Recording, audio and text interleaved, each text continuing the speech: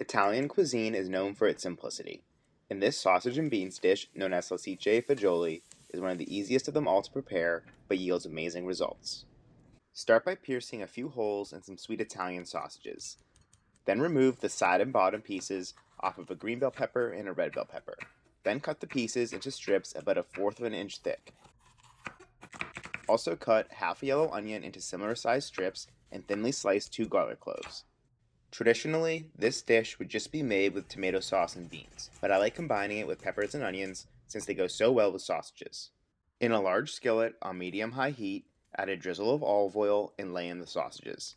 Sear them for a couple minutes on both sides to begin rendering out the fat and get them golden brown for maximum flavor.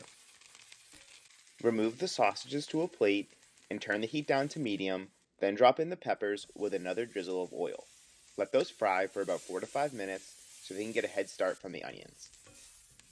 Once they have some slight charring, mix in the onions with yet another drizzle of oil and a sprinkle of salt. Let them cook for a couple minutes or until the onions are softened slightly. Now you can turn the heat down to low and make room in the center of the pan for the garlic and some ripped sage leaves. Add some oil beforehand so the garlic doesn't burn. Also, frying the sage will make it much milder, plus remove any bitterness. Once the garlic has just started to become golden, pour in a 16-ounce can of crushed tomatoes, along with about 1/4 cup of water added back to the can. Then add a good pinch of salt and 1/4 teaspoon of oregano. Bring the sauce to a simmer on low heat so the flavors can come together before adding back the sausages to finish the cooking process. Flip the links around with your tongs to coat them with the sauce, and then cover with a lid and cook for 10 minutes. The sausages will continue to render in the sauce and make it very rich and flavorful. After the first 10 minutes is complete, flip them over and cover again for another 10 minutes.